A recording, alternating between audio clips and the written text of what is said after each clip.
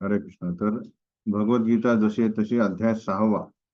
तर आपण पर्यंत म्हणजे 2-3दा रिव्हिजन घेतली. तर त्यातून पहिल्यांदा आपण कुठपर्यंत आलो? 24वा श्लोक आहे ना. ठीक आहे.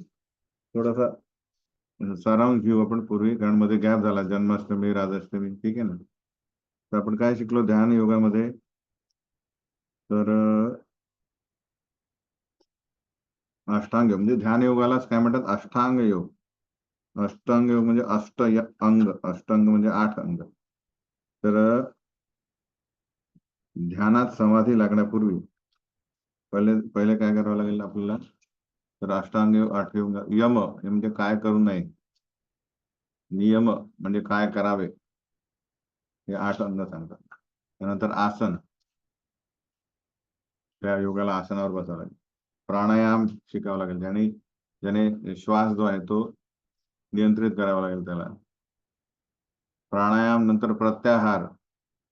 प्रत्याहार म्हणजे विविध इंद्रियांना त्यांच्या इंद्रिय विषयांपासून प्रवृत्त करणे, इन द सेन्स नियंत्रित करणे. नियंत्रित केल्यानंतर कुठे ध्यान करायचं त्यासाठी धारणा नियोजित करायला पाहिजे. ती धारणा केल्यावर मग कुठे काही लोक काय करतात, मेणबत्तीच्या ज्योत जी आहे त्याच्यावर करतात. पण आपण कशाबद्दल करतोय? तर योगी जो आहे तो हृदयातील परमात्म्यावर ध्यान करतो, आहे की नाही. तर ती धारणा त्यांनी नियंत्रित केल्यानंतर त्याच्यावर तो ध्यान करेल आणि नंतर शेवटी तो समाधीस्थ होईल.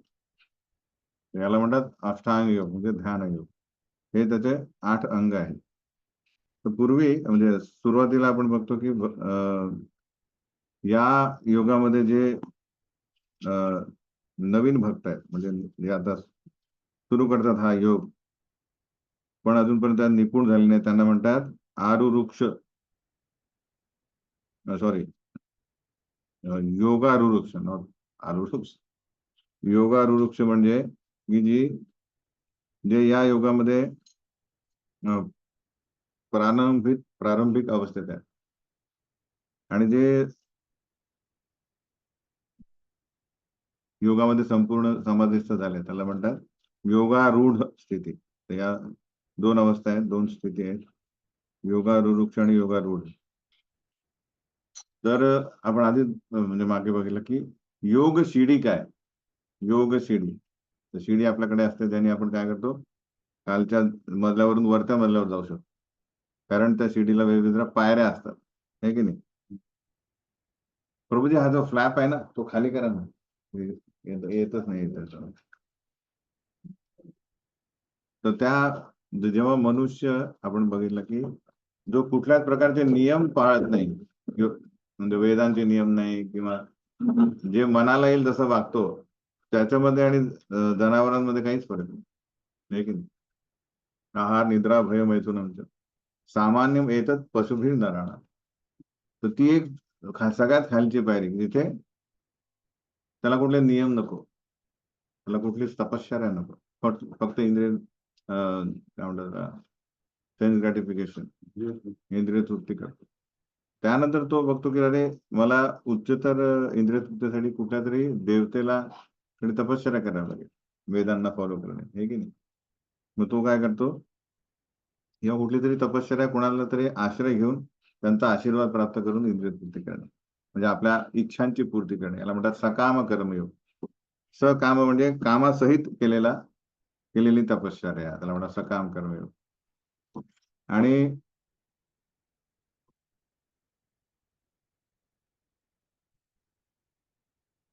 ते करता करता करता तो काय करतो, तो म्हणणार मी कित्येक प्रकारे प्रयत्न करतोय सगळ्या इच्छा पूर्ण करतोय, पण त्याला काही अंत नाहीये, हे की नाही. पण जे निस्वार्थ सेवा करतात, निस्पृह, ते जास्त आनंदी दिसतात. तर मला म्हणा आता मला नको, मला नुसती सेवा करा. तर निष्काम कर्मयोग म्हणतात त्याला. निष्काम म्हणजे माझी इच्छा नाही, पण तरी मला आपण काय करू शकतो, सेवा करू शकतो, तपश्चर्या करतो. तर भक्तीमध्ये सकाम कर्म योग काय आहे की आपलं विविध प्रकारचे इच्छा भगवंतांना सांगणं, हे की नाही. अर्थार्थी जिज्ञासू आणि ज्ञानी हे विविध प्रकारे भगवंतांना मागतात. ज्ञानी मागत नाही, पण बाकी हे 3 मागतात, आर्तो अर्थार्थ.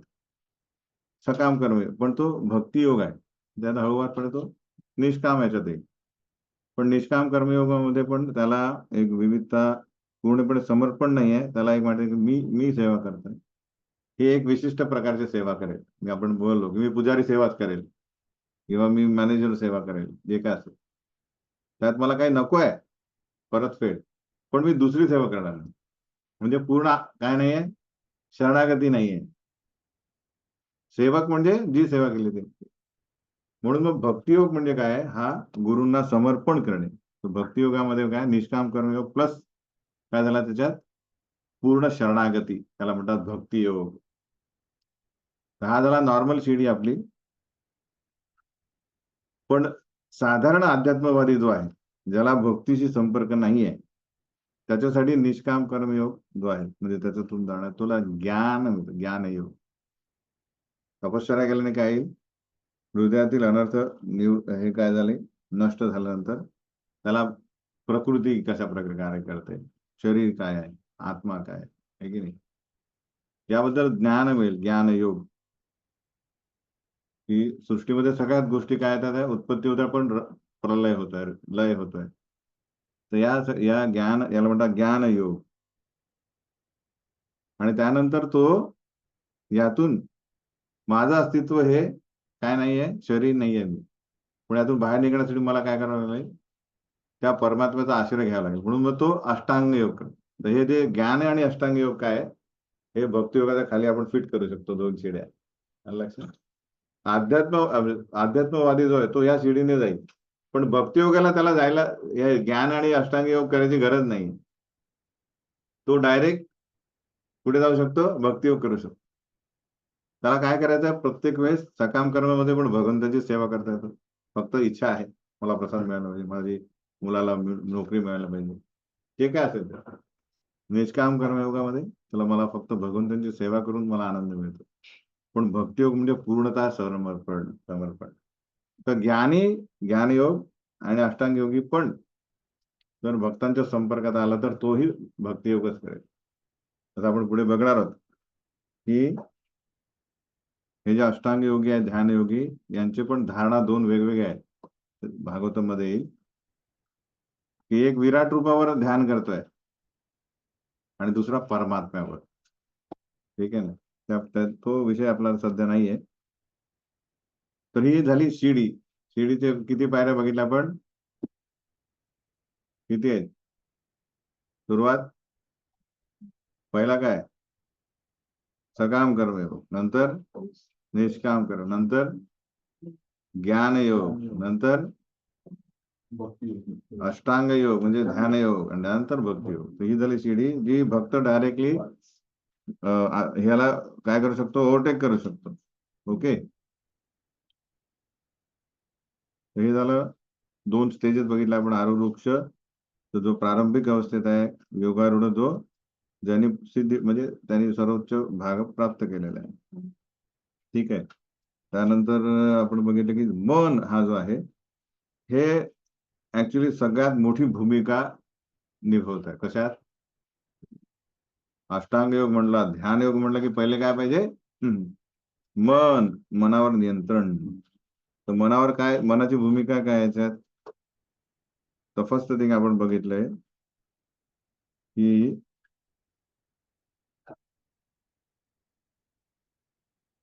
फर्स्ट थिंग की मन जे आहे, याच्यावरून आपण आपली अधोगती करू शकतो किंवा प्रगती करू शकतो, सगळं त्याच्यावर अवलंबून आहे. फर्स्ट थिंग तर कृष्ण म्हणतात की आपण मनाच्या द्वारे आपली अधोगती न करून घेता काय करायला पाहिजे, उद्धार करायला पाहिजे. त्यासाठी आपल्याला मनाला मित्र करणे आवश्यक आहे. जर आपण त्याला मित्र करू शकलो नाही, मित्र म्हणजे आपल्या सांगण्यानुसार, आपल्या बुद्धीनुसार तो कार्य करेल, तर तो आपला परमशत्रू ठरेल, जर आपण त्याला मित्र केलं नाही. आणि एकदा का मनाला आपण जिंकलं तर ऍक्च्युली त्यांनी परमात्मा गाठला असं भगवंत सांगतात. आणि त्यावेळेस त्याची अवस्था काय होईल, त्या शांतीपूर्ण अवस्थेत. कारण मन काय, चंचल आहे. ते आपल्याला मी म्हणतो मानसिक रोगी म्हणजे काय, जो शांत राहू शकत नाही. तर मनामध्ये हजार विचार येते, पण तो ज्याने मन जिंकलाय तो शांत अवस्थेत, त्याला सुख दुःख मान अपमान याच्यामध्ये तो काय होत नाही, विचलित होत नाही. ती अवस्था मनाने आपण मनाला मित्र म्हणून करू शकतो. पण आता मेन बेसिक काय आहे, या ही फर्स्ट पायरी मनाला जिंकणे ही इतकी कठीण आहे की त्यात आपल्याला मनाचे जे गुण आहेत ते दिसतात. काय? चंचल, नंतर दुराग्रही, म्हणजे दुराग्रही म्हणजे आग्रही म्हणजे आग्रह आपलं मान, दुराग्रही म्हणजे तो आपण जे म्हणू त्याच्या विरुद्ध करतो. उच्छृंखल आणि अतिशय बलवान. त्यामुळे मनाला निग्रह करणे हे वायूला नियंत्रित करण्यापेक्षाही अत्यंत कठीण. अर्जुन सांगतो ही मनाची भूमिका आहे. पण भगवंत काय म्हणतात, हे मी मान्य करतो मनाला संयमित करणे खूप कठीण आहे, पण योग्य अभ्यासाने आणि अनासक्तीद्वारे मनाला वश करणे शक्य आहे. अभ्यासेन तू कोणते वैराग्येनच, तो अभ्यास आणि वैराग्य. तर ही झाली मनाची भूमिका. लक्षात ठेवा हे सगळे काय मनाची भूमिका या अष्टांग योगामध्ये मित्र शत्रू परमात्मा गाठणे सगळे जे आपण चर्चा केलंय.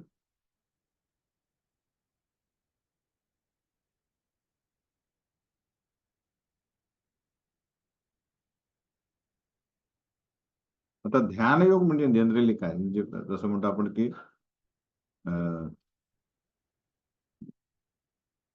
काहीतरी बनवायचं, समजा रसगुल्ला बनवायचा आहे, तर काय करा, तर दूध आणाल, त्याला तापवा, हे की नाही, त्याचं साखर टाकायला. तसंच ध्यान योगामध्ये करणार काय, तर आपल्याला प्रोसिजर सांगितलं काय करणे आहे. पहिले एकांत स्थळी जा, त्यानंतर तिथे जाऊन स्वच्छ ठिकाणी भूमीवर काय करा, कुशासन टाक. कुशासन हे कधी कधी काय आपला टोपोग्राफी आहे ना, ती काहीतरी वेगळंच टाईप करत होतो. म्हणून याच्यावरून जाऊ. हा, शुचोदेश एकांत स्थळी जाऊन काय करायचं, भूमीवर कुशासन टाका, त्याच्यावर मृदू वस्त्र टाका. पहिले मृगचर्म, हे सगळं तात्पर्यातच दिलेलं प्रोसिजर भाषांतरात 11 आणि 12. त्यानंतर त्याच्यावर आसनस्थ व्हा, ही प्रोसिजर आहे. जसं आपण दूध बासुंदी बनवतो काय करणार, हे केल्यानंतर हे झाले एक्सटर्नल. आता ही जी सीट आहे, आसन, हे जास्त उंचावर नको किंवा कमी पण त्याच्या खाली नसू, अत्यंत खाली पण नका. ते पवित्र स्थळी पण पाहिजे, असं नको की खाली ते कोणी ती विष्ठा केलेली आहे, म्हणजे स्वच्छ पाहिजे, पवित्र. आसनावर बसल्यानंतर मोबाईल चेक नाही करणे, काय करणे, तर दृढतापूर्वक मन आणि इंद्रियांच्या क्रिया नियंत्रित करणे. मनाला हृदयस्थ भगवंतांवर एकाग्र करण्याचा योगाभ्यास करणे. पण त्याच्यात परत तो येईल चंचल दुराग्रही, तिकडे तिकडे जाईल, परत आणणे. चंचल मन कृष्णाला जिथून तो भरकटतो तिथून त्याला परत तिथे आणणे, हे कार्य करणे. त्यासाठी काय करणे, शरीर मान आणि मस्तक हे सरळ एका रेषेत असावे, त्याप्रमाणे बसणे. नाही तर असं आलिशान गादी बिदी टिकून असं बसून नाही योगाभ्यास होणार. टेकून आपल्या नासिकाच्या अग्रभागाकडे लक्ष देत स्थिर दृष्टीने पाहावे.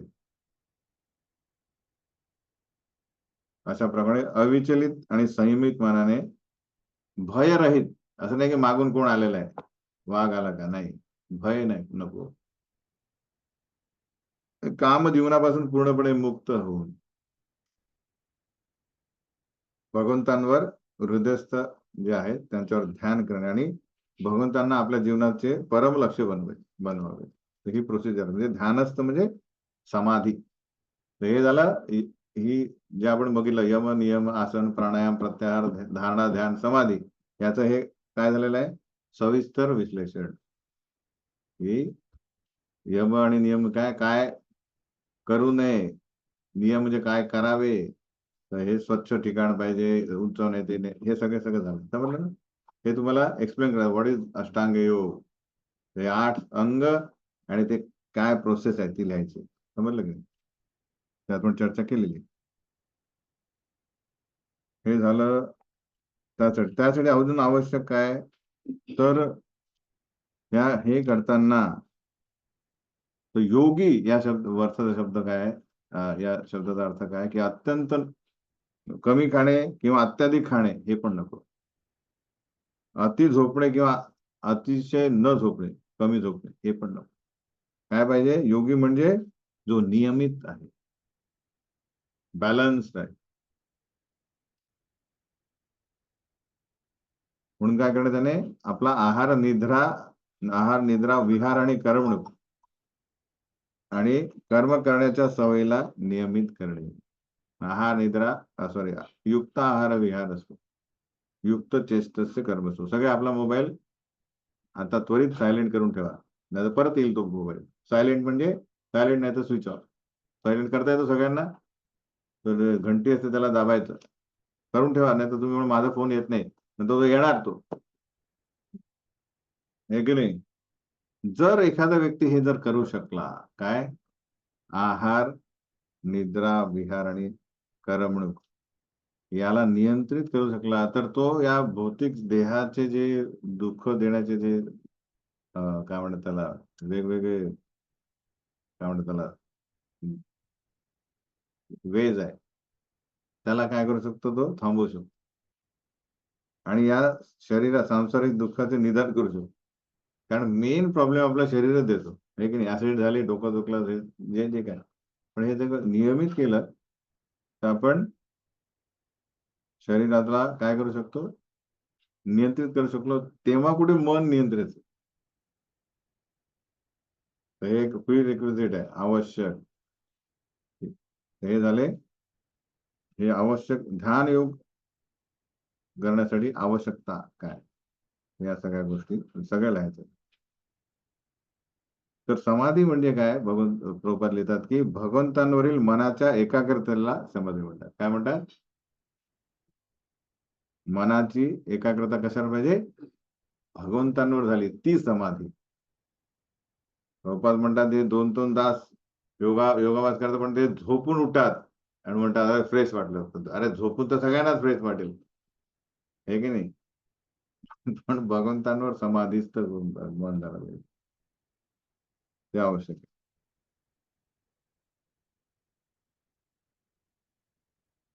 त्यासाठी आवश्यक काय आहे, कारण हे करण्यामध्ये त्याला काय आहे, संसाराशी संबंध नाही, त्यामुळे आदान प्रदान नाही, म्हणून त्याला आनंद नाहीये, म्हणून त्याचं धैर्य खचून जाईल. म्हणून प्रभुपादांनी कुठली कथा सांगितली, धैर्य आवश्यक आहे. कुठली कथा सांगितली, आणि आपण मागे केली ना चर्चा, कोणाच्या अंडी हरवतात,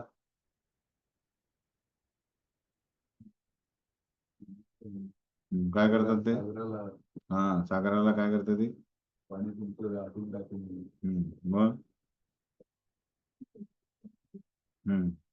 मग त्याच्यानंतर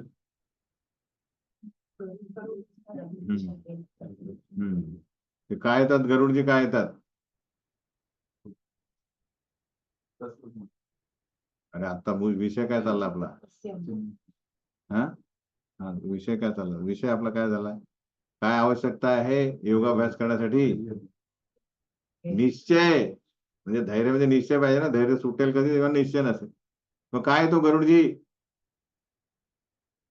काय येतात गरुडजी.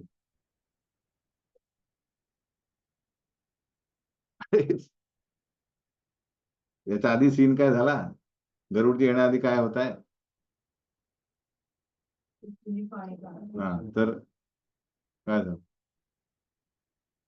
का आले गरुडजी, कोणाला समजवण्यासाठी, काय समजवण्यात आले की काढू नको, काढत राहा, काय विचार करा, सोपं सोपं उत्तर आहे. का आले गरुड, त्यांना चांगला सीन दिसला तो. अरे तिचा निश्चय बघून की एवढीशी आहे ती आणि सागर किती मोठा आहे, तिच्या जन्मामध्ये ती करू शकत नाही, तरी ती म्हणे मी तुला तर निश्चय बघून ते आकर्षित झाले, हे की नाही? का आकर्षित झाले ते? की तिच्याकडनं ते शक्य नाहीये तरी ती करते, याला म्हणतात निश्चय. म्हणून ते तेवढं ठीक आहे मी करतो, समजलं? हा हे आवश्यक आहे. आपण काय करतो, सोडून देतो, हे माझ्याने होणार नाही, कारण निश्चय नाही.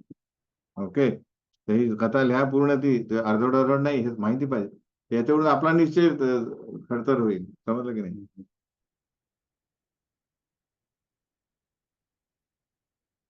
ओके, हे सगळे पॉइंट झाले आपण केलेले आहेत. तर त्या निश्चयामध्ये आपल्याला दोन गोष्टी कराव्या लागतील, की अनुकूलस्य संकल्प, ज्या ज्या गोष्टी आपल्या योगाभ्यासासाठी म्हणजे भक्तीसाठी ज्या आवश्यक आहेत, ज्या आपल्याला प्रगतीसाठी आवश्यक आहे, त्या गोष्टींचा स्वीकार करणे संकल्प. आणि प्रतिकूलस्य काय, वर्जनम, की ज्या गोष्टी ज्या आपल्याला प्रतिकूल आहेत कशाला, प्रगतीसाठी, त्या परिस्थितीचा त्याग केला पाहिजे.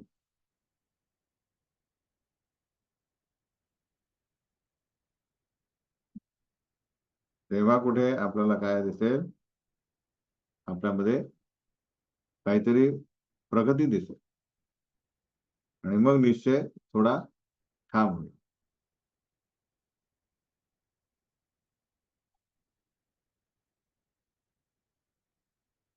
ठीक आहे, इथपर्यंत आपण आलो होतो.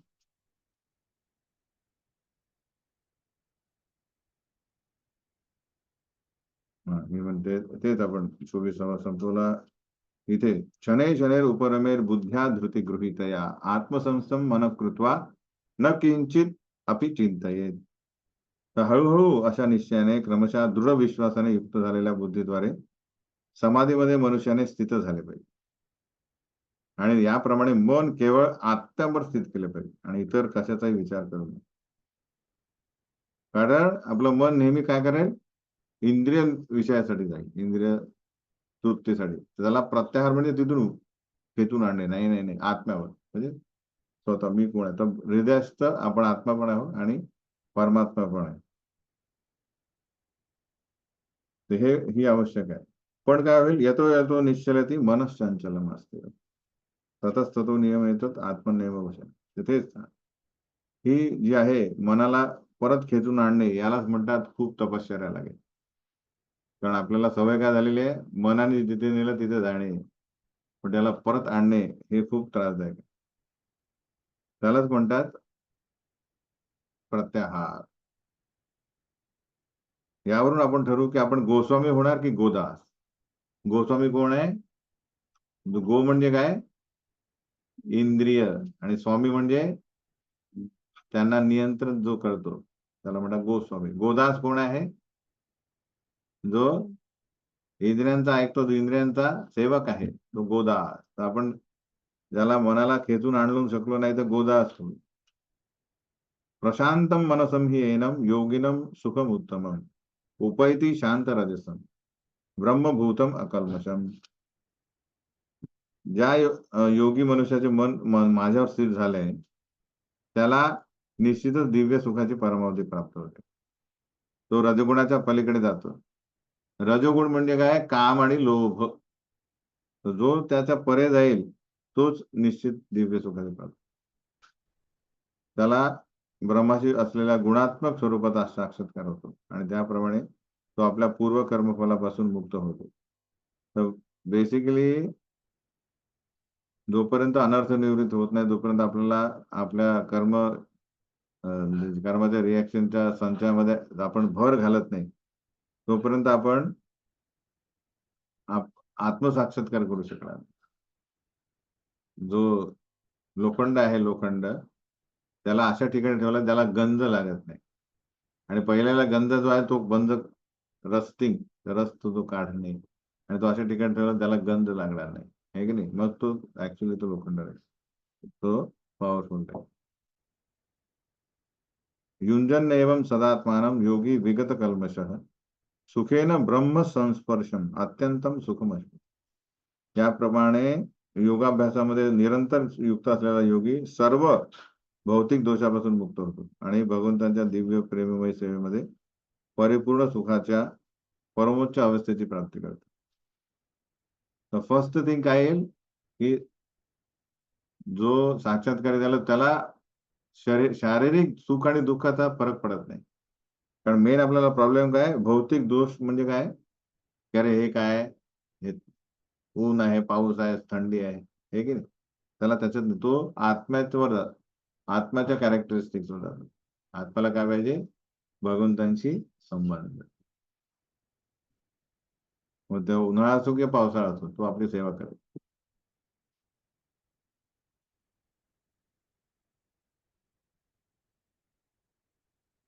सर्वभूतस्थम आत्मानं सर्वभूतानि च आत्मनि ईक्षते योग युक्त आत्मा सर्वत्र समदर्शन.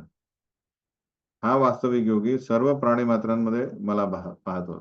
भगवंत म्हणतात योगी म्हणजे जो आरूढ झालेला आहे, तो बघतो सर्व प्राणी मात्रांमध्ये परमात्मा आहे आणि सर्व प्राणी मात्रांना सुद्धा माझ्यामध्ये पाहतो.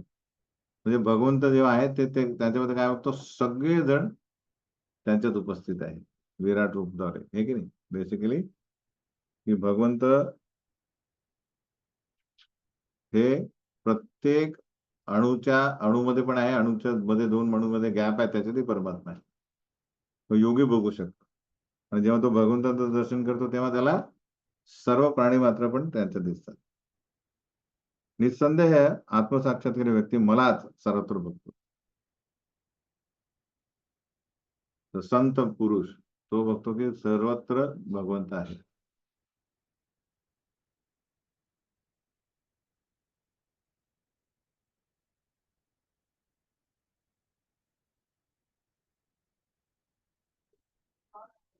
म्हणून भगवंत म्हणतात योमाम पश्यति सर्वत्र सर्वं च मयि पश्यति तस्याहम न प्रणश्यामि सच मे न प्रणश्यति. जो मला सर्वत्र पाहतो आणि सर्व काही माझ्यामध्ये पाहतो त्याला मी कधी दुरावत नाही, तसेच तोही मला कधी दुरावत नाही. कारण काय, त्याच्यासाठी अशी कुठली जागाच नाही जिथे भगवंत नाहीये. त्यामुळे दुरावा निर्माण होण्याचा प्रश्नच उद्भवत नाही. त्याच्या डोळ्यामध्ये प्रेमांचं कृष्ण प्रेमाचं अंजन झालेलं आहे. प्रेमांजन छुरीत भक्ती विलोचने. तो त्या दिव्य प्रेममय चक्षुने बघतो, सगळीकडे भगवंत आहे. संत सदैव हृदयेषु विलोकय यम श्याम सुंदरम अचिंत्य गुणस्वरूपम गोविंद मादि पुरुषम तमहम भजामि.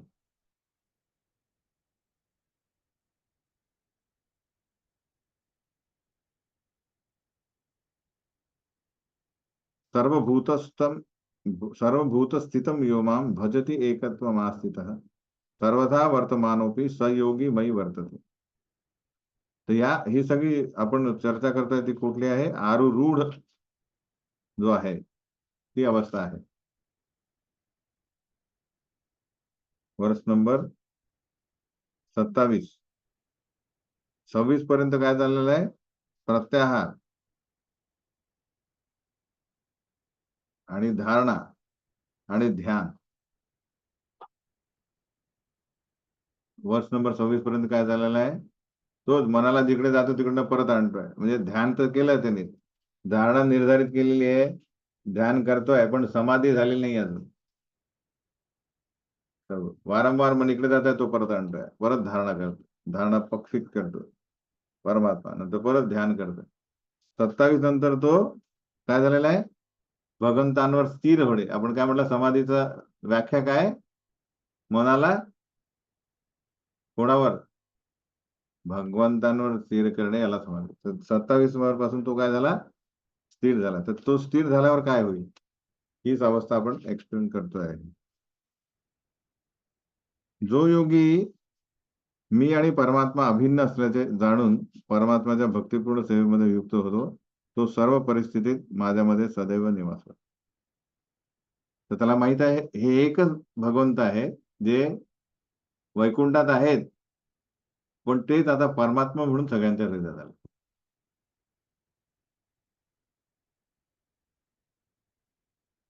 असा आत्मसाक्षात्कारी पुरुष काय असतो, जो या भौतिक देहातही मुक्त अवस्थेत असतो. काय झालेलं त्याला, म्हणजे एखादा समजा पेशंट आहे, तो हॉस्पिटलमध्ये गेला, हे की नाही, पण त्याला म्हणतात इथे आल्यानंतर तुम्हाला 3 दिवस राहणे आहे की नाही, तो एका पहिल्याच दिवसात तो पोट झाला, त्याला पोट साफ होत आहे, नाक म्हणजे त्याला पहिले जे आहे नाक वाहत आहे, पोटाचा प्रॉब्लेम आहे, अशक्तता आहे, पण एकाच दिवसात त्याला काय झालंय, काय झालं, निरोगी झालाय तो. पण ते म्हणतात 3 दिवस तर राहावं लागेल इथे तुम्हाला, तर तो हॉस्पिटलमध्ये राहतोय पण तो निरोगी आहे, तो कधी डिस्चार्ज घेऊ शकतो. त्या प्रकारे आत्मसाक्षात्कार पुरुष अजून मेला नाही येतो. शरीर हे काय त्रास देणारच आहे ना, संधी जर वृद्ध, पण तो आधीच काय झालेला आहे, मुक्त झालेला आहे. म्हणून तो या भौतिक जगात सर्व कर्मामध्ये गुंतलेला आहे, पण तरी तो कुठल्याच प्रकारे प्रभावित होत नाही, रिॲक्शन नाही मिळत. निखिलास्वपी अवस्थासु जीवन मुक्तस्य उच्यते. यालाच म्हणतात भक्तियोग. भक्तियोग एक केल्यानंतर आपल्या कुठल्या कर्मामध्ये आपल्याला रिॲक्शन येणार नाही, कारण आपलं कर्म कशावर केंद्रित आहे, कशावर केंद्रित आहे भक्ताचं कर्म, भगवंतांवर. कशासाठी भगवंतांची सेवा करता येतो, भगवंतांना संतुष्ट करण्यासाठी, सुख करण्यासाठी, म्हणून त्याला रिॲक्शन येणार. रिॲक्शन काय लागते लोकांना, कर्माची रिॲक्शन काय लागते, तो कर्मफळाची अपेक्षा, तो स्वतःसाठी कर्म करतो म्हणून कर्माची रिॲक्शन. भक्त तेच काम करतो पण तो म्हणतो हे माझं भगवंतांना अर्पण आहे, म्हणून त्याला रिॲक्शन लागेल. आत्मोपम्येन सर्वत्र समम पश्यति यो अर्जुना, सुखम वा यदि वा दुःखम स योगी परमो मतः. हे परमो मत, भगवंत म्हणा माझं काय मत आहे, हे अर्जुन, जो आपल्या स्वतःच्या तुलनेने सर्व जीवांकडे त्यांच्या सुखामध्ये आणि दुःखामध्ये वास्तविक समानतेने बघतो, समतेने पाहतो, तोच परिपूर्ण योगी आहे. तर जीवाचं दुःखाचं मेन कारण काय आहे, काय कारण, का दुःख भोगतात लोक, पैसे कमी आहेत, घर नाही राहायला, काय हा, कोणाला काय दुःखी आहे तुम्ही, काय दुःखाचं कारण काय, हा, भगवंतांचा विसर पडणे हे मूळ जीवाच्या दुःखाचं कारण आहे. काय, भगवंतांशी संबंध नाहीये, विस्मरण झालेलं आहे. तर सुखाचं कारण काय मग,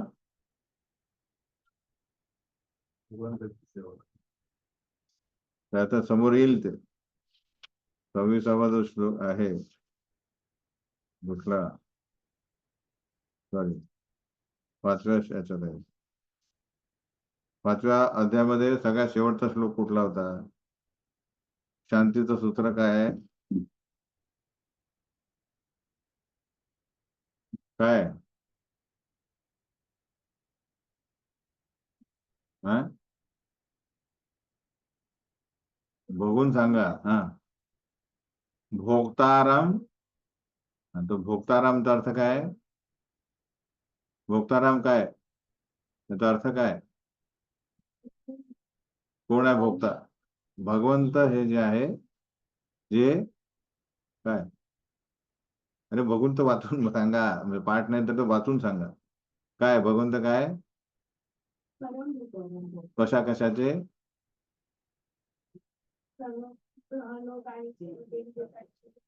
अरे तपस्येचे, भोक्ताराम यज्ञ तपसा, सर्व यज्ञ जे चालेल, जे तपस्याला चालेल याचे खरे भोक्ता ते आहे. सर्व लोक महेश्वर म्हणजे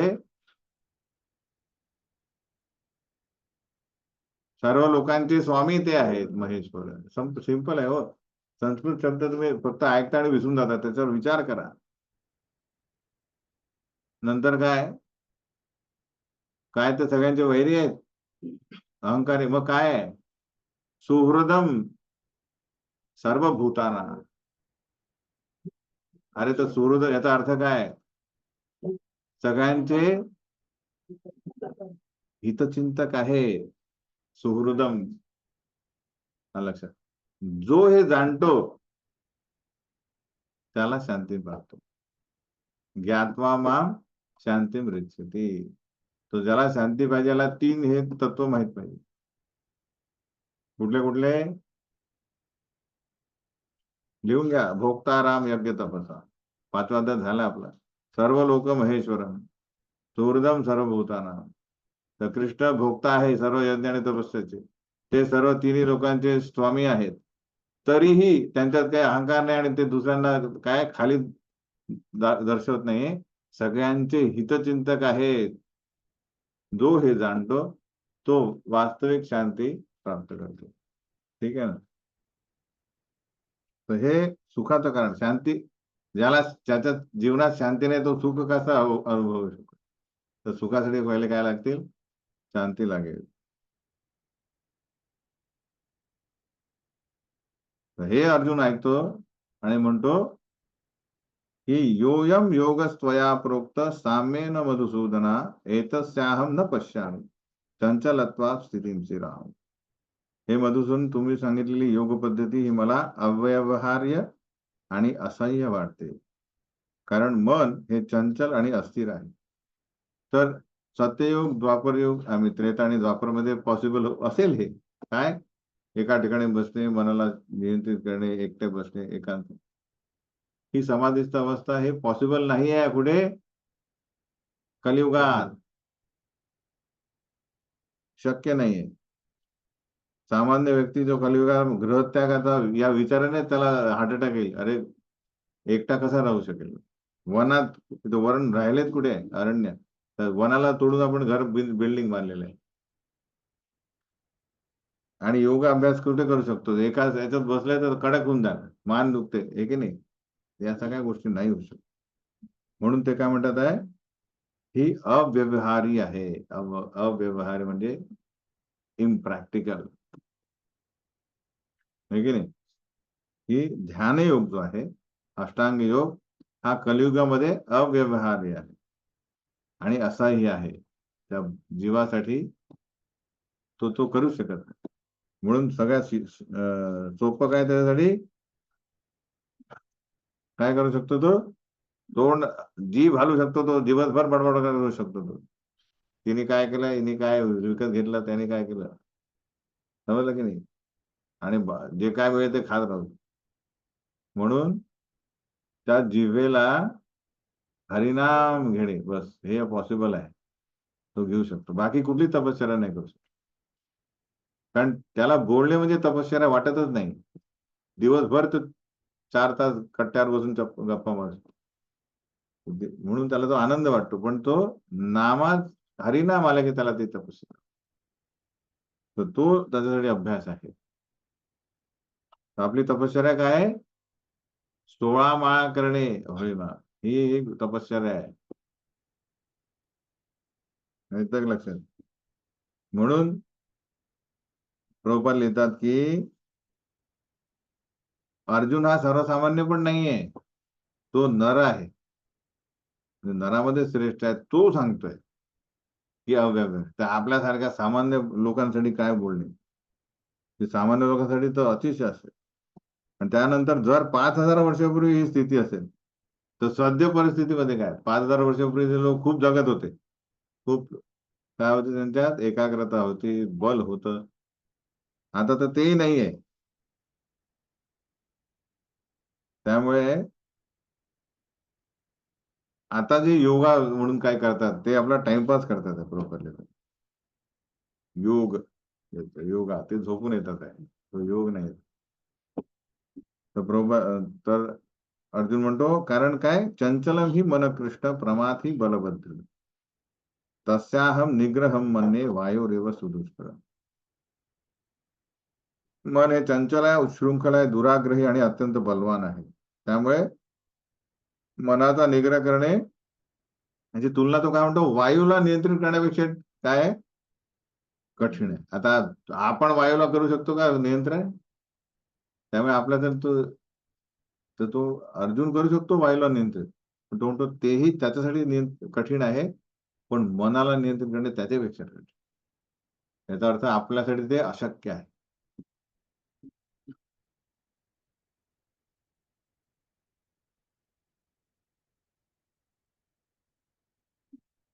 श्री भगवंत, आता भगवंत 6 अध्याय झालेले आहेत. आतापर्यंत जे यांनी सांगितलं आहे अर्जुनाने, की हे करा कुलक्षय प्रणश्यंती, जे काय असेल, तर भगवंतांनी नाही नाही म्हटलंय. अरे नाही, पहिल्यांदा ते म्हणतात हो बरोबर आहे. असंशयम ही असंशयम महाबाहो मनो दुर्निग्रहम चलम.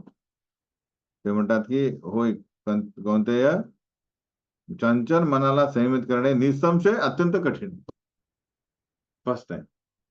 पण अभ्यासाने तू कोणत्याही वैराग्य येण्याचे गृहीते. पण योग्य अभ्यासाने आणि अनासक्तीद्वारे मनाला वश करणे शक्य आहे. त्याला लागते ट्रेनिंग. अभ्यास निश्चयाने आपण जर पाहिजे. निश्चय म्हणजे कोणाचा सारखा, चिमणी सारखा, जी एवढीशी आहे पण ती अफाट सागर रिकामा करायला निघाली. आणि वैराग्य कशासाठी, आपण जे लाईफ जगत आलोय, इंद्रिय तृप्ती हे की नाही, ते सोडून भगवंतांवर ध्यान करा. या गोष्टींसाठी ते मन करणे आवश्यक आहे. ते शक्य आहे. तर आता प्रभुपाद लिहितात तात्पर्यामध्ये की हा अभ्यास म्हणजे काय, ऍक्च्युली नवविधा भक्ती. तर आपलं मेन कारण काय दुःखाचं, कृष्णाचं विस्मरण, आणि सुखाचं कारण काय होईल, कृष्णाशी संबंध काढणे. तर तो जो अभ्यास आहे, तो अभ्यास असायला पाहिजे की त्याने ऑटोमॅटिक भौतिक जगाशी विरक्ती निर्माण. म्हणून हा अभ्यास काय पाहिजे आहे, तो भक्ती योग, नवविधा भक्ती, जी आपल्या सर्वांगाने आपण जशी करू, तेव्हा ऑटोमॅटिक काय होईल, भगवंतांवर ध्यान होईल. आणि वैराग्य हे कसं होईल, जे इतर भौतिक गोष्टींबद्दल ऑटोमॅटिक वैराग्य निर्माण होईल. तर हा नवविधा भक्ती म्हणजे श्रवणम कीर्तनम विष्णू स्मरणम अर्चनम वंदनम दास साख्यम आत्मनिवेदनम, या गोष्टी करणे. तर ही आपली तपश्चर्या आणि अभ्यास आहे. तो करता करता करता आपल्याला वैराग्य निर्माण होईल. वैराग्य म्हणजे भौतिक प्रकृतीपासून अनासक्ती. ठीक आहे, हे अभ्यास आणि वैराग्य लक्षात ठेवा. तर बरोबर लिहितात उदाहरण की कसं होईल हे भक्ती मार्गाने अचानक भौतिक जगाशी विरक्ती कशी निर्माण होईल. कारण उदाहरण दिलंय, तुझा एखादा भुकेला व्यक्ती आहे, भूक लागलेली आहे, आणि तो काय करतो, त्याच्यासमोर प्लेट आली आहे, फुल प्लेट गरमागरम जेवण. तो जसा जेवतो, तो प्रत्येक घासानंतर काय होतं, त्याला 3 गोष्टी होतात. त्याला काय होतं, तुष्टी. काय होतं तुष्टी म्हणजे नरिशमेंट. तर पुष्टी म्हणजे नरिशमेंट, तुष्टी म्हणजे त्याची भूक. तर तुष्टी, पुष्टी आणि क्षुध अपाय. क्षुध अपाय म्हणजे काय होत आहे, त्याची भूक चालली जाते. पुष्टी म्हणजे नरिशमेंट, आणि तुष्टी म्हणजे संतुष्टी. म्हणजे त्याला एक वर्ड काय आहे, त्याने भुकेला अन्न, त्याला मराठी शब्द समाधान. तुष्टी म्हणजे समाधान. नाव येतं ना तुष्ट, तर समाधान पहिले भुकेला म्हणजे तो खायला द्या खायला द्या, पण जसा घास एक एक घासाने त्याला पहिले समाधान मिळतं, समाधान की मला मिळत आहे. देन पुष्टी म्हणजे नरिशमेंट, की आता त्याला पहिले एक ग्लास पण उचलायला जमत नव्हतं, पण आता तो त्याच्यात नरिशमेंट आहे. आणि जसं जसं तो तुष्टी आणि पुष्टी मिळते, पहिले म्हणतो मी 20 पोळ्या खा, म्हणजे जे काय म्हणेल, आता मी 10 पोळ्या खा, पण त्यानंतर आता आता एकही नको. म्हणजे काय झालंय, शुद्ध अपाय, म्हणजे भूक गेली. हे कधी झालंय, कसं झालं, हे ऑटोमॅटिक झालं करता करता, हे की नाही. त्याच प्रकारे भक्ती पर ईश अनुभव विरक्ती अन्यत्र. जेव्हा भक्ती आपण करतो तेव्हा काय होईल, भगवंतांशी संबंध, दृढ संबंध, भक्ती म्हणजे स्मरण आणि पर ईश अनुभव, की भगवंतांचा शी आपण जेव्हा भक्ती करतो तेव्हा भगवंत प्रतिसाद पण देतात, संबंध स्मरण होत आहे. आणि जेव्हा सेवा करतो तेव्हा आपल्याला आत्म्या आणि भगवंतांचा संबंध होतो, तेव्हा काय होतं, ते प्रतिसाद म्हणजे आता जसं अन्न हे शरीराला काय करते, समाधान देते, नरिशमेंट देते, तसंच भगवंतांची शी डायरेक्ट संपर्क हा आत्म्याला तुष्टी आणि नरिशमेंट देतो. पर ईश अनुभव. आणि हे झालं की ऑटोमॅटिक काय होतंय, विरक्तीर अन्यत्र. आता काय राहिलं, फक्त भगवंत आणि त्यांची सेवा, आणि इतर सर्व गोष्टी काय झाल्या अन्यत्र, त्याच्याशी विरक्ती ही ऑटोमॅटिक होईल. त्यासाठी काय पाहिजे, प्रपद्य मानस. म्हणजे काय राहिले पाहिजे, आता हा जो भुकेला व्यक्ती आहे त्याला समाधान आणि नरिशमेंट म्हणजे ताकद, आय मीन नरिशमेंटला काय म्हणतो आपण मराठीत, पोषण, पोषण आणि भूक हे जायसाठी त्याला फक्त त्याच्यावर केंद्रित करायला लागेल लक्ष, कशात, खाण्यावर, हे की नाही. नाही तर तिथे पण बघताय तो मोबाईलवर करतोय तर ते होणार नाही, म्हणजे इतरच. त्याच प्रकारे जेव्हा भक्ती चालली तर त्याला काय पाहिजे आपल्याला, प्रपद्य म्हणजे मानस्य यथा अश्नुता, त्याला आपण शरणागती दायित्य भक्त. तेव्हा कुठे हे येईल काय, भक्ती, परईश अनुभव आणि विरक्ती अन्यत्र.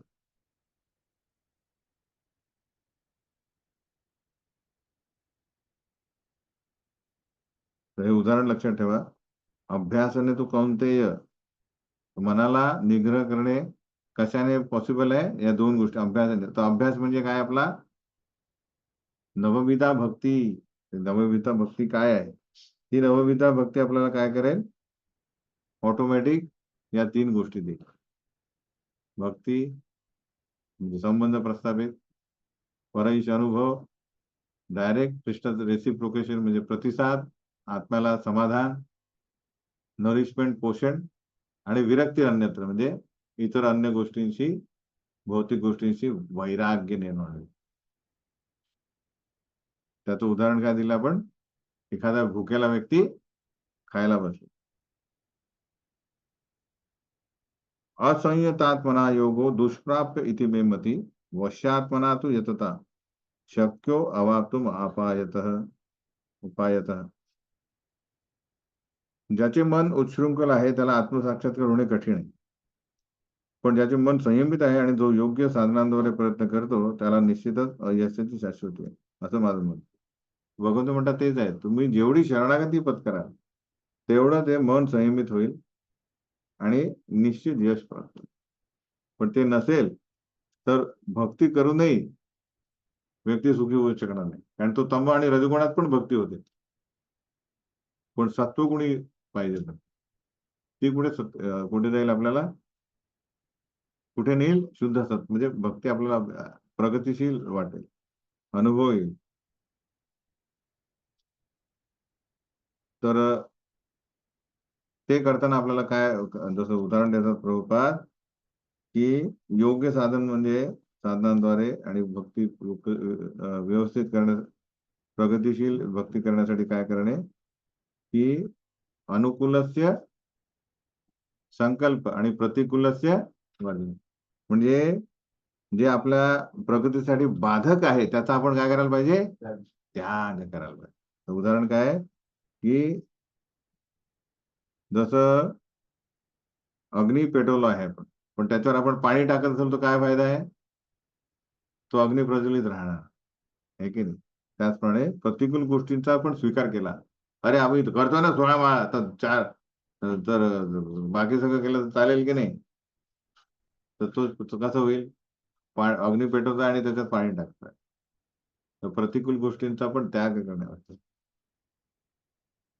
तेव्हा पुढे आता मानसिक संयमनाविषयी शिवाय योगाभ्यास करणे म्हणजे टाइमपास आहे. म्हणजेच आपण दोन दोन गार्डनवर बसून चाललोय तर कधीच पॉसिबल नाही, ते ऍक्सिडेंटच होईल, हे की नाही. आध्यात्मिक प्रगती पाहिजे आणि भौतिक प्रगती पाहिजे. भौतिक इच्छा पण पूर्ण करायच्या आणि आध्यात्मिक प्रगती करणे हे पॉसिबलच नाही, हे शक्य आहे. तर आपल्याला तेवढं, तो टाइमपास आहे. जसा तू म्हणतो कुकिंग करतोय, काय करतोय, अग्नी पेटवतोय मग पाणी टाकतोय, तर ती कधी शिजणार नाही. तर असा देखावा करणारा योगी हा कधीही आध्यात्मिक साक्षात्कार करू शकणार नाही, हे लक्षात ठेवा.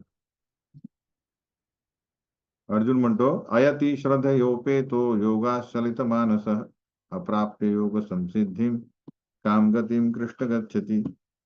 तर बरोबर आहे, हजारो करोडो असंख्य जन्मामध्ये आपण कधी भक्ती केलीच नाही, है की नाही, आणि आता भक्ती करायला लागलोय, पण तरी आपल्या अतृप्त इच्छा तर येणारच आहे.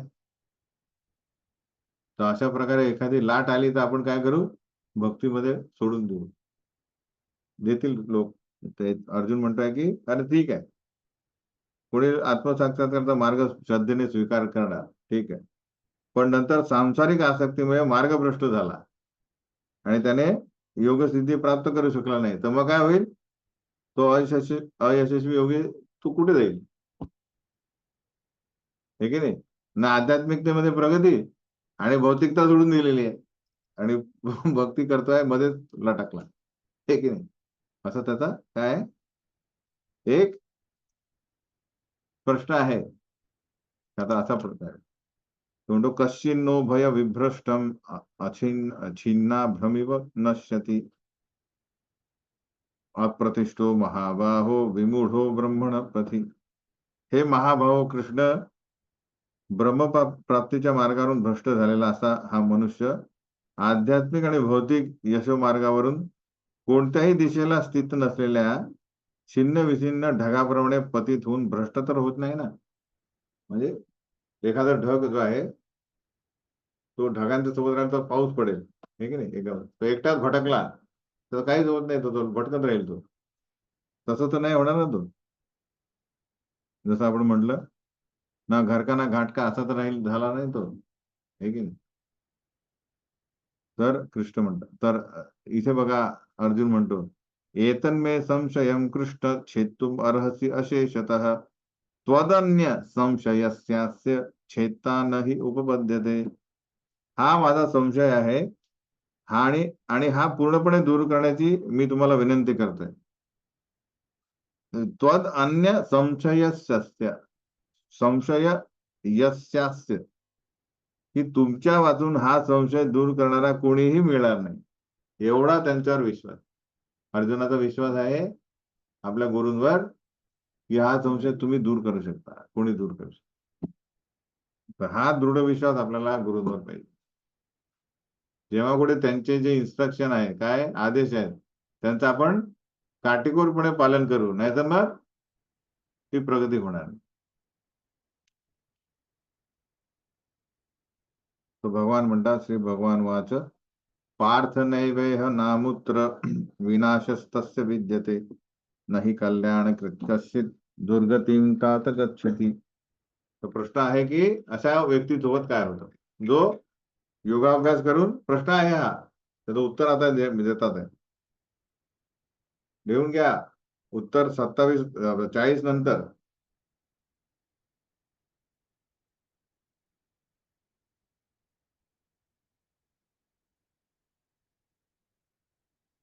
अर्जुनाने प्रश्न विचारला, त्याचं उत्तर तुम्हाला द्यायचं आहे. आता 40 पासून प्रश्न उत्तर देतात आहे भगवंत. काय म्हणतात ते, अरे पार्थ, शुभ कार्यामध्ये युक्त झालेला योगी व्यक्तीचा या लोकात किंवा परलोकात कधीच विनाश होत नाही, कारण शुभ कार्य करतात. त्याचा श्लोक काय होता, आपण दुसऱ्या अध्यायात बघितला. दुसऱ्या अध्यायामध्ये काय श्लोक आहे, भक्तीमध्ये कधी कोणाचं पतन होत नाही, काय आहे आता शोधताय काय, आपली प्रगती खुंटीत होत नाही. नेहाभिक्रमणाशोस्ती प्रत्यवायो न विद्यते. काय लिहिलंय? स्वल्पम अप्यस्य धर्मस्ती त्रायतो महतो. की तुम्ही जेवढी प्रगती केली आहे ती तुमची शाश्वत राहते, हे की नाही. 2.40. तर भगवंत परत रिपीट करतात आहे की जो काय करताय शुभ कार्यामध्ये त्याची कुठेच विनाश होत नाही. जो मनुष्य चांगले कार्य करतो तो दुष्प्रवृत्तीने प्रभावित होत नाही. स्पष्ट उत्तर. प्रभुपाद लिहितात तात्पर्यामध्ये की नारद मुनींचा श्लोक की त्यक्त्वा स्वधर्मम चरणांबुजम हरेर भजन अपक्व अथा पते ततो येत. या थीमवर हा प्रश्न, या प्रश्नाचं उत्तर नारद मुनींनी पण दिलंय. काय म्हणतात ते की एकाने भगवंतांची भक्ती सुरू केली, भगवंतांच्या चरण कमलांवर भक्ती सुरू, पण भजन अपक्व, भजन त्याचं काय आहे? परिपूर्ण नाही, अपक्व, शिजलं नाहीये, म्हणजे त्यांनी शरणागती पूर्ण नाही केली आणि पतन झालं. पते ततो येत. तरी यत्र क्व अभद्रम, तरी अभद्र कुठे झालं? कारण त्यांनी जी काय प्रगती केली आहे ती त्याच्या नेक्स्ट लाईफ मध्ये जेव्हा तो किंवा परत जेव्हा भक्ती करेल तेव्हा तिथून सुरू होऊन जाईल, झिरो नाही होणार. पण कोमार्थ आपतो अभजता स्वधर्मता, जो भक्ती केलंच नाहीये, ज्यांनी भक्तीच केली नाही, त्यांनी या भौतिक जे काही प्राप्त केलं आहे ते शेवटी शून्य मेल्यावर ते त्याला नेक्स्ट याच्यात काय नाही मिळणार. तर सिमिलरली अर्जुनाचं म्हणणं आहे की अरे योगी तर अरे भ्रष्ट झाला, पण कृष्ण म्हणतात की त्याचं कुठलंच वाईट होणार नाही. त्याची जी हे आहे प्रगती जी आहे ती शाश्वत आहे. जी पण झाली 10%, 20%, तर तो पुढे जाईल. नेक्स्ट आहे तो भगवंतामध्ये जाणार नाही. कारण काय? 100% झाला नाही ना, समाधी झाला म्हणजे योग. तो जाईल प्राप्य पुण्यकृताम लोकान उषित्वा शाश्वती समा शुचिनाम श्रीमताम गेहे योग भ्रष्टो अभिजाय. त्याला जन्म घ्यावा लागेल. पण जन्म कुठे घेणार तो? पुण्यात्म्यांच्या लोकांमध्ये अनेकानेक वर्षे सुखोपभोग घेतल्यानंतर म्हणजे स्वर्ग लोकांमध्ये जाईल. तिथे आपला पुण्य जे आहे त्याने तो आनंद घेईल. त्यानंतर अत्यंत गुणवान कुटुंबांमध्ये किंवा वैभवशाली कुटुंबामध्ये तो जन्म घेईल. हे कंटिन्युटी मध्ये आन्सर आहे, ठीक आहे ना. तर आता योगभ्रष्ट म्हणजे भक्तीमध्ये पतित व्यक्ती दोन अवस्थेमध्ये होऊ शकतो. एक थोडीशी भक्ती केली आणि पतित झाला, आणि जो खूप प्रगती केली, हे की नाही, 80%, 90%, पण तेव्हा पतित झाला. आपण बघतो प्रगती काय भक्तीमध्ये? आदो श्रद्धा तथा साधू संघ, भजन क्रिया, अनर्थ निवृत्ती, निष्ठा, रुची, आसक्ती, भाव, प्रेम, हे की नाही. तर जो अनर्थ निवृत्ती करून समजा निष्ठा मध्ये गेलेला आहे, निष्ठा रुची तिथपर्यंत आला, तर तो काय झालेला आहे? तो अत्यल्प प्रगती करून तो काय झालाय? पतित झाला, म्हणजे त्यांनी शरीर सोडलं किंवा भक्ती सोडली. त्याला अशा प्रकारे गुणवान कुटुंबामध्ये किंवा अतिशय वैभवशाली कुटुंबामध्ये जन्म मिळेल. पण तो रुची, आसक्ती, भाव याच्यामध्ये तो पतित झालाय, भ्रष्ट झालाय.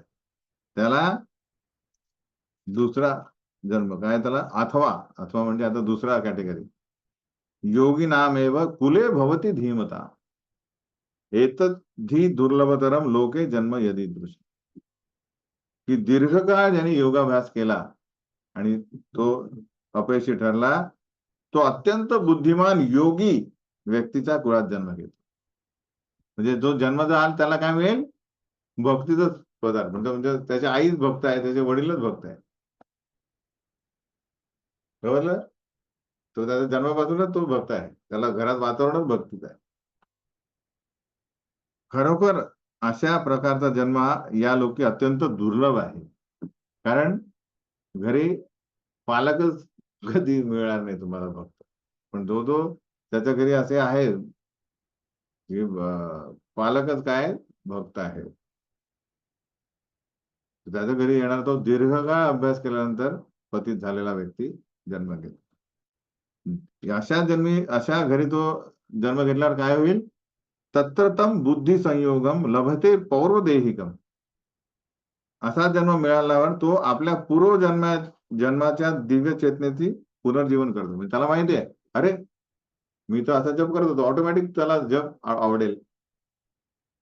यतते च ततो भूय संसिद्धो कुरु नंदन. परिपूर्ण सिद्धी प्राप्त करण्यासाठी तो पुन्हा प्रयत्न करतो. काय झालं त्याचं?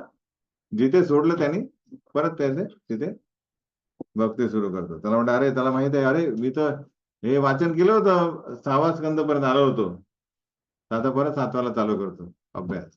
कारण 6 तर त्याला माहित आहे स्थिती. उदाहरण काय दिलं आहे? भरत राजा माहितीये, तो भाव स्टेज मध्ये त्यांचं काय झालेलं आहे? पतन झालं. म्हणजे मग त्यांचं काय होतं? स्मरण हरणाचं केलं होतं म्हणून हरणाचं, पण त्यांची बुद्धी हरणाच्या याच्यातही त्यांना माहित होतं, अरे मी तर भक्त होतो. त्यामुळे त्यांनी तो प्रदेश सोडला आणि जिथे त्यांनी जिथे ते भक्ती करत होते तिथे चाललेले ते. तिथे तपश्चर्या करून प्राण सोडला आणि म्हणजे जडभरत म्हणून जन्माला आला, शुद्ध भक्त, आणि कंटिन्यू केला. तर हे आहे काय म्हणतात त्याला, भगवंत मदत करतात. तिथे आल्यानंतर काय होईल? पूर्वाभ्यासेन तेनेव ह्रियते ही अवशोपी सह. हे आपल्या पूर्वजन्माच्या दिव्य चेतनेच्या आधारावर तो आपोआपच आपली इच्छा नसतानाही योगाभ्यासाकडे आकृष्ट होतो. समजा तो चाललाय आणि कीर्तन चाललेलं आहे, तो ऑटोमॅटिक कीर्तनाला जाईल. कोणी पुस्तक म्हणजे ग्रंथ दाखवेल तो आकर्षित होईल. असा जिज्ञासू योगी सदैव शास्त्रांच्या कर्मकांडात्मक तत्वांच्या अतीत असतो. तो कुठल्याच प्रकारे कर्मकांड म्हणजे अरे हे केल्यानंतर तुम्हाला हे जन्म दे, हे त्याला त्याच्याकडे आकर्षित होणार नाही. आणि मग प्रयत्नात यत मानस्तू योगी संशुद्ध किल्बशा. आता त्यांनी अर्धवट केलं होतं तर हृदयात कल्मश होते, पण आता सर्व पापापासून शुद्ध होऊन अधिक प्रगती करण्याचा प्रामाणिक प्रयत्न तो करतो. की आता एवढी रूम स्वच्छ झाली, आता परत स्वच्छ करायची. तेव्हा अंततः अनेकानेक जन्मांतराच्या अभ्यासानंतर त्याच्यात त्याला परत कधी कधी तो अजून जन्म घेईल. आणि अनेकानेक जन्म अभ्यासानंतर तो सिद्धी संपादित केल्यावर परम लक्ष प्राप्ती करतो. तर ही गाडी जी आहे ही नेहमी प्रगतीशील आहे. भक्तियोग रिटर्न नाही येणार झिरोवर, ती जातच जाईल. अनेक जन्म संसिद्धी म्हणून आपण म्हणतो, अरे या जन्मी होत नाही. अरे पण जन्माजन्म लागतील, पण एक शाश्वतीत आहे, झिरोवर नाही येणार. पण तुम्हाला एका जीवना करायचं करू शकता, पण त्यासाठी शरणागती लागेल. तर हे कोणावर अवलंबून आहे? जाणे लवकर की नाही आपल्यावर आहे. आपण कितपत या भक्तीवर श्रद्धा ठेवतो आणि शरणागत होतो. तो भगवंत म्हणतात अनेक जन्म लावा किंवा फोकस व्हा. तपस्वीभ्यो अधिको योगी ज्ञानीभ्योपि मतोधिकः कर्मी कर्मीभ्यश्चापि योगो कर्मी कर्मीभ्यश्चा अधिको योगी तस्माद योगी भवार्जुन. आता ग्रेडेशन दिलंय काय? योगी मनुष्य हा तपस्वी, ज्ञानी आणि सकाम कर्मी व्यक्तीपेक्षाही श्रेष्ठ आहे. आता आपण बघितलं की सकाम कर्मी, नंतर ज्ञान योग, म्हणजे इथे निष्काम कर्म नाहीये, योग टाकला नाही. नंतर मग तपस्वी म्हणजे कुठला? अष्टांग योगी. याच्यापेक्षा भक्ती योगी हा श्रेष्ठ. म्हणून अर्जुना तू सर्व परिस्थितीत योगी हो. तिथे भक्ती योगी म्हटलंय. योगिनाम अपि सर्वेषां मद्गतेनांतरात्मना श्रद्धावान भजते यो माम समे युक्त तमो मतः. सर्व योगांमध्ये जो दृढ श्रद्धेने सदैव माझ्यामध्ये वास करतो, अंतःकरणात माझे चिंतन करतो आणि माझी दिव्य प्रेमही सेवा करतो, तो माझ्याशी पूर्णपणे योगयुक्त असतो. तोच सर्वश्रेष्ठ योगी आहे, हे माझं मत आहे. तर एंटायर या चॅप्टरचं मेन काय आहे, अष्टांग योग ध्यान योग आहे.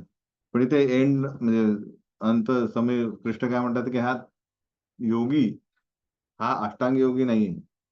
खरा योगी कोण आहे, जो माझ्या जे तुमचं स्मरण करतो, म्हणजे विस्मरण जे आहे ते घालून सदैव माझं स्मरण करतो, माझ्यामध्येच माझं चिंतन करतो, माझ्यात वास करतो, माझी दिव्य प्रेममय सेवा करतो, तो सर्वोत्कृष्ट योगी आहे, हे माझं मत आहे.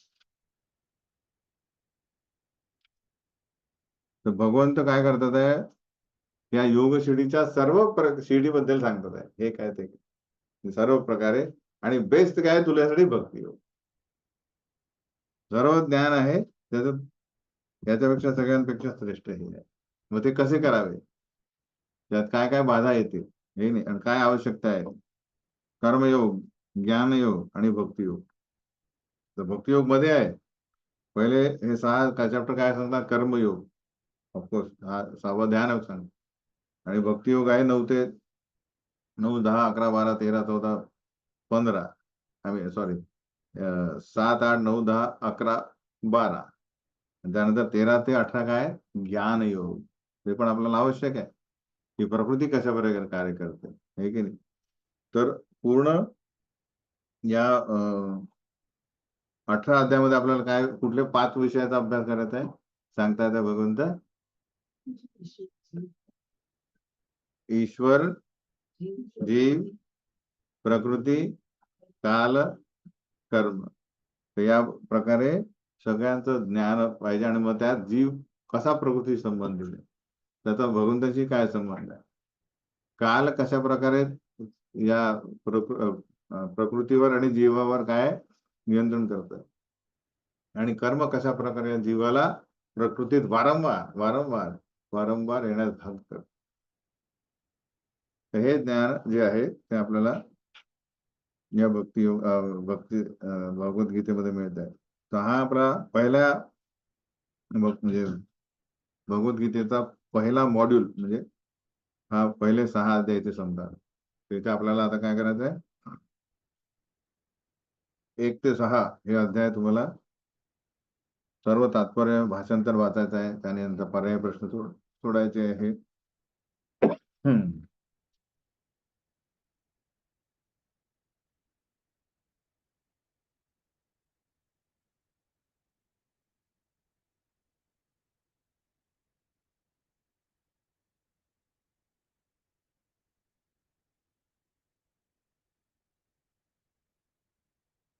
सहा अध्याय ते केले, त्यासाठी तात्पर्य वाचणे भाषांतर वाचणे आवश्यक. त्यानंतर मी तुम्हाला काय दिलेलं आहे, हा ओपन बुक, ओपन बुक तुम्हाला सबमिट करणे आहे.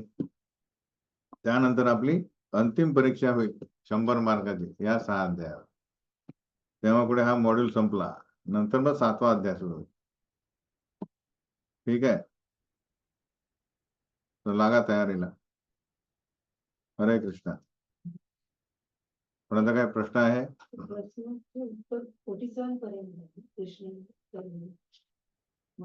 करेक्ट, 47 पर्यंत. आता प्रश्न देतोय मी तुम्हाला व्हॉट्सअपमध्ये, आज जी चर्चा झाली त्याच्यातले.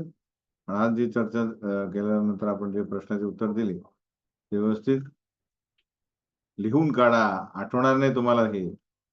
ज्यांनी पहिले प्रश्नांची उत्तर वहीत लिहिली नाही ते पेपरमध्ये कधीच लिहू शकणार नाही.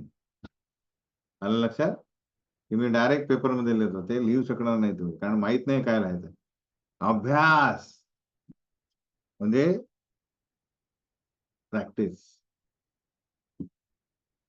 समजलं की नाही. तुमच्या वहीमध्ये सगळे प्रश्नांची उत्तर पहिले लिहिणे, ती वाचणे 10 परत एकदा टेस्ट एक्झाम म्हणून लिहिणे, तेव्हा कुठे अंतिम परीक्षेत लिहा. आलं लक्षात.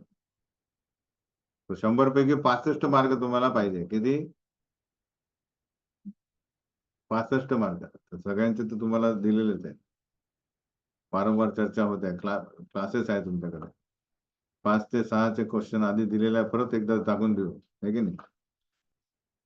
ज्यांच्याकडे दिलेले आहे मी परत एकदा टाकतो. हा तर ते त्यांच्याकडे ज्यांनी ज्यांनी ओपन बुकचे प्रश्न लिहिलेले आहे त्यांच्याकडे मी काय सांगितलं होतं, वहीत लिहायचे, हे की नाही. आणि वहीत लिहून त्याचं काय करायचं, हे तुमचं काय म्हणतात, फोटो असा काढायचा आहे की जो पुसट दिसायला नको, मला वाचता आला पाहिजे, तुम्हाला वाचता आला पाहिजे. पहिले फोटो काढल्यानंतर तो झूम करायचा, तुम्हाला वाचता येतो का, ब्लर नाही पाहिजे पुसट. ती PDF फाईल करून पाठवायची, समजलं की नाही. आणि जे त्यांना शक्य आहे त्यांनी वही द्यायची, वहीच मी डायरेक्ट मंदिरात आणून द्यायची आपल्या क्लासमध्ये, ती मी तुम्हाला तपासून देईल. ज्यांना शक्य नाही त्यांनी फोटो काढून पाठवणे, जो ऑनलाईन वर आहे की नाही, ते कराड मधले असे करणे आहे. ज्यांचे ज्यांचे पाठवले त्यांचे मला मिळाले, आता मी सविस्तरपणे मी तपासेल. कारण जन्माष्टमी आणि राधाष्टमीमध्ये काही वेळ मिळाला नाही. ओके, आता लागा अभ्यासाला. आता तरी तुम्हाला सांगितलं होतं की राधाष्टमी आणि जन्माष्टमीमध्ये आपल्याला सुट्टी आहे, त्याच्यामध्ये ओपन बुक संपवा. कोणी कोणी संपवले केले ना, तुम्ही पण बेसिक तर असे ठेवा की जे तुम्हाला व्यवस्थित म्हणजे जीवनभर तुम्हाला ते अभ्यासासाठी राहतील. कागद म्हणजे हे होऊन जातील, कागदावर लिहिलेलं ते म्हणजे रद्दीमध्ये चालले वही, वहीमध्ये लिहा, ते करा त्याच्यात. पण एक मेन म्हणजे एक वही ठेवा, गीता, त्याच्या सगळ्या माझ्या नोट. ते बुक कधी गायब होणार नाही. कागदावर केले तर ते काय होईल, कागद कुठे चालला जाईल ते स्टेपल. ओके, ठीक आहे, इथेच थांबू आज आपण. हरे कृष्णा. श्रील प्रभुपाद की जय. हरे कृष्णा प्रभुजी, दंडवत प्रणाम. दंडवत प्रणाम. प्रभुजी दंडवत प्रणाम. हरे कृष्णा. हाँ, एक सेकंड ना, एक सेकंड. कृष्ण प्रभुजी, दंडवत प्रणाम.